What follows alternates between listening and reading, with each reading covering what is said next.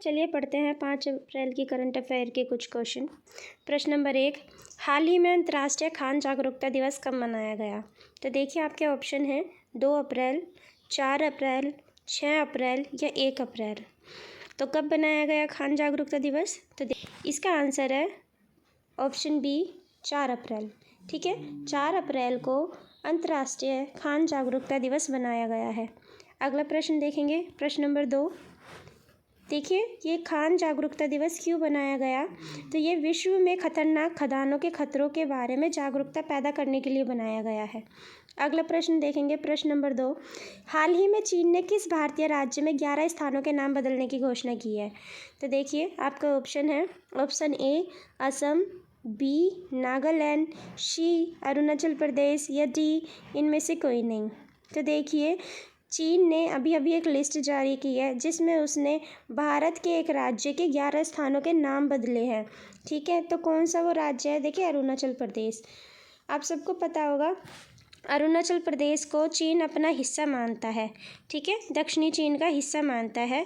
इसने अरुणाचल प्रदेश के 11 स्थानों के नाम बदलकर उसकी एक लिस्ट जारी की है। चलिए पढ़ते हैं इसके कुछ नोट्स के बारे में। देखिए चीन के नागरिक मामलों के मंत्रालय ने रविवार को अरुणाचल प्रदेश के लिए 11 स्थानों के मानकीकृत नाम जारी किए।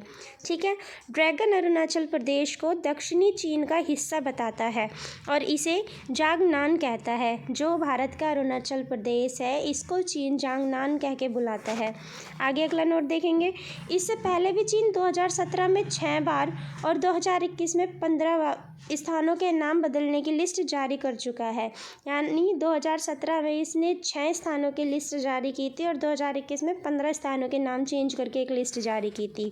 आगे देखिए किस किस का इसने नाम बदला, मतलब क्या क्या आया है उसमें। इनमें से 2 तो भूमि क्षेत्र हैं, 2 रिहायशी इलाके हैं, 5 पर्वत हैं, चोटियां हैं, 2 नदियां शामिल हैं। यहाँ तक कि सूची में अरुणाचल प्रदेश की राजधानी ईटानगर भी शामिल है। ठीक है, आगे देखेंगे, रक्षा मंत्री राजनाथ सिंह ने अरुणाचल प्रदेश में सियोल पुल का उद्घाटन किया था अरुणाचल प्रदेश में। इसके अलावा भी नरेंद्र मोदी ने, जो हमारे पीएम हैं, उन्होंने डोनी पोलो एयरपोर्ट का उद्घाटन किया ईटानगर में। ठीक है, और अरुणाचल प्रदेश में दुनिया की पहली ड्रोन मध्यस्थता पशुधन टीकाकरण सेवा शुरू की गई है। ये रही आपकी दुनिया की पहली ड्रोन मध्यस्थता पशुधन टीकाकरण सेवा शुरू की गई है और अरुणाचल प्रदेश में वालांग मेले का आयोजन किया गया है। अगर कोई आपसे क्वेश्चन में पूछेगा कि वालांग मेले का आयोजन कहाँ हुआ है, अरुणाचल प्रदेश में। दुनिया की पहली ड्रोन मध्यस्थता पशुधन टीकाकरण सेवा कहाँ शुरू हुई? तो पशुधन टीकाकरण सेवा कहाँ शुरू हुई है? अरुणाचल प्रदेश में। डोनी पोलो एयरपोर्ट कहाँ पर बना है? ईटानगर में। ठीक है, अगला क्वेश्चन देखते हैं, फ्रांस ने बास्टल डे परेड में किसे आमंत्रित किया है? तो देखिए फ्रांस ने बास्टल डे परेड में नरेंद्र मोदी को आमंत्रित किया है। ठीक है, ऑप्शन ए नरेंद्र मोदी को फ्रांस ने बास्टल डे परेड में आमंत्रित किया है। बास्टल डे परेड कहाँ की गई है? फ्रांस में। और फ्रांस ने किसको आमंत्रित किया? हमारे यहाँ से हमारे पीएम को, नरेंद्र मोदी को। अगला प्रश्न, किस देश में इलेक्ट्रॉनिक वोटिंग मशीन के बिना मतपत्रों का उपयोग करके आम चुनाव होंगे? तो आपको बताना है बिना इलेक्ट्रॉनिक वोटिंग मशीन के। प्रश्न नंबर 4, किस देश में इलेक्ट्रॉनिक वोटिंग मशीन के बिना मतपत्रों का उपयोग करके आम चुनाव होंगे? तो देखिए बताना है कि बिना इलेक्ट्रॉनिक वोटिंग मशीन के कहाँ पर वोटिंग होगी। ठीक है, कहाँ पर आम चुनाव होंगे? तो ऑप्शन दिए हैं आपके, नेपाल में, श्रीलंका में, बांग्लादेश में या म्यांमार में। तो देखिए इसका सही आंसर क्या है? बांग्लादेश में। बांग्लादेश में बिना इलेक्ट्रॉनिक वोटिंग मशीन के चुनाव होंगे। चलिए इसके नोट्स पढ़ते हैं।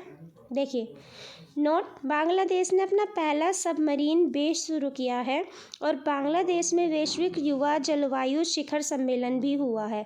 ठीक है, याद रखिएगा कि बांग्लादेश ने अपना पहला सबमरीन बेस शुरू किया है और इसके अलावा वैश्विक युवा जलवायु शिखर सम्मेलन कहाँ पर हो रहा है? बांग्लादेश में। चलिए आगे बढ़ते हैं प्रश्न नंबर 5 की ओर। प्रश्न नंबर 5, वर्ल्ड बैंक ने FY24 में भारत की GDP वृद्धि दर कितने % रहने का अनुमान लगाया है? A 6.8%, B 6.3%, C 7.2% या D 5.9%? तो देखिए इसका सही आंसर है ऑप्शन बी 6.3%।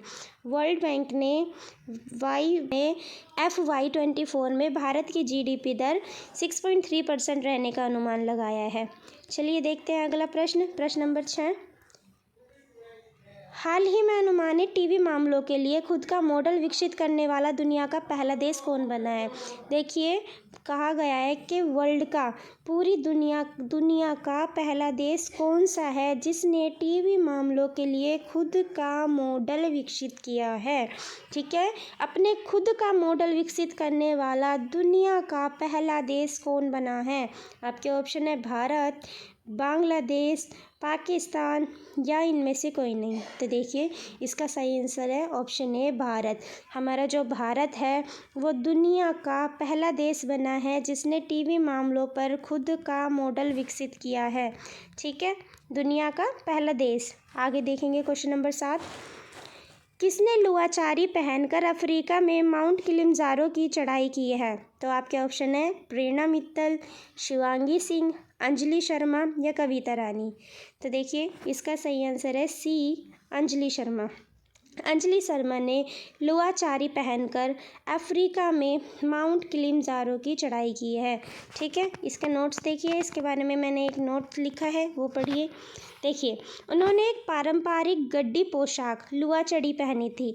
वह गड्डी कॉस्ट्यूम पहने पहली महिला थी जो इस उपलब्धि को हासिल करने वाली पहली भारतीय महिला बनी है। देखिए इन्होंने ये जो पोशाक पहनी है ये एक पारंपरिक पोशाक है। ठीक है, कैसी? गड्डी पोशाक। ठीक है, और इस कॉस्ट्यूम को पहनकर चढ़ने वाली ये पहली महिला है। आगे देखिए अंजलि ने अपने 15 साल की आयु में पहले ही एक ऊंचाई का शिखर 5289 मीटर की ऊंचाई को जीता था और हाल ही में 6001 मीटर से ऊंची हनुमान टिब्बा और पहाड़ देव की चढ़ाई भी की थी। गड्डी ड्रेस जो इन्होंने पहनी है, ये वाली गड्डी ड्रेस मैं आपको दिखा दूँ, गड्डी ड्रेस या लुआचड़ी, ठीक है, हिमाचल प्रदेश की एक पारंपरिक कपड़े हैं। कहाँ के कपड़े हैं? आपको क्वेश्चन भी आ सकता है, लुआचड़ी कहाँ की ड्रेस है, कहाँ की पारंपरिक पोशाक है ये? तो देखिए ये हिमाचल प्रदेश की पारंपरिक पोशाक है, गड्डी ड्रेस या लुआचड़ी, जिसको पहनकर अंजलि शर्मा ने चढ़ाई की है। अगला क्वेश्चन, प्रश्न नंबर 8। किस देश के राजा जिग्मे नामग्याल वांगचुक 3 दिन की भारत यात्रा पर आए हैं? स्पेन के, भूटान के, स्वीडन के या बांग्लादेश के? तो देखिए इसका आंसर है ऑप्शन बी भूटान। भूटान के ये राजा हैं कि नाम क्या है इनका? जिग्मे नामग्याल वांगचुक। ठीक है, जिग्मे नामग्याल वांगचुक ये 3 दिन के दौरे पर आए हैं। देखिए यहाँ पर फोटो भी दी गई है भूटान के राजा की, और ये जयशंकर जी हैं जो हमारे विदेश मंत्री हैं जिन्होंने इनको एयरपोर्ट से वेलकम किया था। ठीक है, आगे इसका नोट देखिए। नोट, भूटान नरेश जिग्मे नामग्याल वांगचुक भारत के 3 दिन की यात्रा पर दिल्ली पहुँचे। भारत के विदेश मंत्री डॉक्टर सुब्रमण्यम जयशंकर ने टर्मिनल पर उनका स्वागत किया। ठीक है, आगे देखेंगे क्वेश्चन नंबर 9। देखिए किस राज्य की विश्व प्रसिद्ध बसोहली पेंटिंग को GI टैग मिला है? देखिए एक पेंटिंग है और इस पेंटिंग का नाम क्या है? बसोहली पेंटिंग। ठीक है, और ये बसोहली पेंटिंग, इस बसोहली पेंटिंग को GI टैग मिला है। ठीक है, अब आपको बताना है ये GI टैग किसको मिला है? ओडिशा को मिला है, कर्नाटक को मिला है, जम्मू कश्मीर को मिला है या इनमें से किसी नहीं को मिला है? कोई भी नहीं है इनमें से। तो देखिए इसका आंसर है ऑप्शन सी जम्मू कश्मीर। देखिए जम्मू कश्मीर की बसोहली पेंटिंग को GI टैग मिला है। ठीक है, इसके बारे में एक नोट है, यह पेंटिंग कठुआ क्षेत्र की है। कहाँ की? ये जो पेंटिंग है बसोहली ये कठुआ क्षेत्र की है और GI पंजीकरण के इतिहास में पहली बार जम्मू क्षेत्र को हस्तशिल्प के लिए GI टैग मिला है। ठीक है, आगे देखिए क्वेश्चन नंबर 10। हाल ही में भारत और किस देश ने पहला रक्षा सहयोग समझौते पर हस्ताक्षर किए हैं? आपके ऑप्शन है A Tajikistan, B Romania, C Afghanistan, D इनमें से कोई नहीं। तो देखिए option number B Romania, Bharat ने और रोमानिया ने रक्षा सहयोग समझौते पर हस्ताक्षर किए हैं। ठीक है, अगले क्वेश्चन नंबर 11 देखेंगे। किस देश के संगीतकार और पॉप पायनियर रयुइची सकामोटो का निधन हुआ है? देखिए, ये सिंगर थे, ये संगीतकार भी थे, ये पॉप पायनियर नाम है इनका, पॉप पायनियर रयुइची सकामोटो। ये कहाँ के थे? तो ये कहाँ के थे? चीन के थे, फ्रांस के थे, जापान के थे या अफ्रीका के थे? तो देखिए, ये जापान के सिंगर थे। ठीक है, ये जापान के सिंगर थे जिनका अभी हाल ही में निधन हुआ है। और देखिए, इन्हें काफ़ी सारे अवार्ड भी मिल चुके हैं, ऑस्कर हो गया, ग्रामी अवार्ड हो गया, बहुत सारे अवार्ड इनको मिल चुके थे। देखिए, नोट देखिए, फिल्म स्कोर संगीतकार के रूप में सकामोटो ने ऑस्कर, यहाँ पे लिखा है, एक ऑस्कर, एक बाफ्टा, एक ग्रैमी और 2। हाल ही में किसने पूर्वोत्तर क्षेत्र में बिजनेस 20 सम्मेलन की मेजबानी की है? Option A Assam, B Nagaland, C Meghalaya, D इनमें से कोई नहीं। तो देखिए, इसका आंसर है ऑप्शन बी नागालैंड। देखिए, नागालैंड ने बिजनेस 20 B20 सम्मेलन की मेजबानी की है। ठीक है, इसके रिगार्डिंग एक नोट भी लिखा है मैंने, वो देखिए, उसको भी पढ़ेंगे। नोट देखिए, नागालैंड के मुख्यमंत्री नेफ्यू रियो प्रेस कॉन्फ्रेंस करके बताया।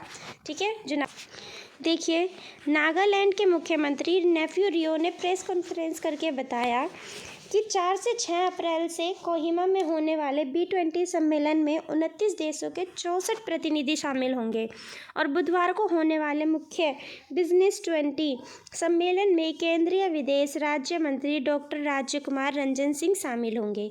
ठीक है, अगला क्वेश्चन देखेंगे, क्वेश्चन नंबर 13। हाल ही में किसने फिक्की महिला संगठन की 40वीं अध्यक्ष का पदभार संभाला है? तो देखिए, आपके ऑप्शन है ए नन्नी दास, बी प्रमिला सिन्हा, सी सुधा शिव कुमार, डी इनमें से कोई नहीं। तो देखिए, जो ऑप्शन सी है सुधा शिव कुमार, सुधा शिव कुमार ने फिक्की की 40वीं अध्यक्ष बनी है। ठीक है, चलिए और पढ़ते हैं इसके बारे में। कुमार है, ये पैसे से एक वकील है और इन्वेस्टमेंट बैंकर है और वर्तमान में वे अपने परिवार द्वारा चलाए जाने वाले व्यवसाय में एक निदेशक है जो ऑटो सहायक कंपनियों पर केंद्रित है। सुधा शिव कुमार 2016 से 17 में FLO चेन्नई चैप्टर की अध्यक्ष थी और अब ये फिक्की की अध्यक्ष है। FLO क्या है? FLO है फिक्की लेडीज़ ऑर्गेनाइजेशन।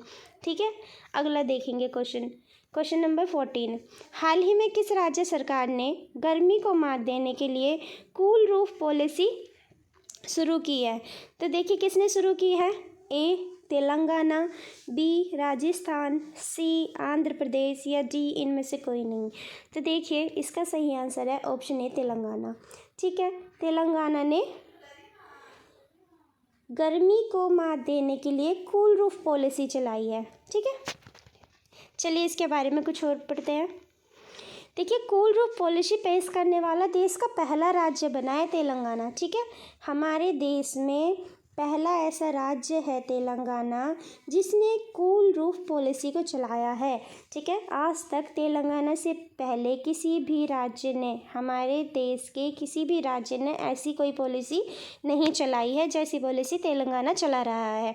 तेलंगाना ने यह पॉलिसी क्यों चलाई है? देखिए, गर्मी के प्रभाव को कम करना इस नीति का उद्देश्य है और तेलंगाना सरकार ने सोमवार को तेलंगाना कूल रूफ पॉलिसी 2023 और 28 पेश की है। ठीक है, आगे पढ़ेंगे। देखिए, इस नीति का उद्देश्य राज्य में गर्मी के प्रभाव को कम करना है। Question number 15। हाल ही में वित्त वर्ष 2022-23 में प्रत्यक्ष कर संग्रह में कितने % वृद्धि दर्ज की गई है? देखिए, आपके ऑप्शन हैं ए 13.60%, बी 16.40%, सी 25.90%, डी 56.23%। तो देखिए, इसका सही आंसर है ऑप्शन सी 25.90%।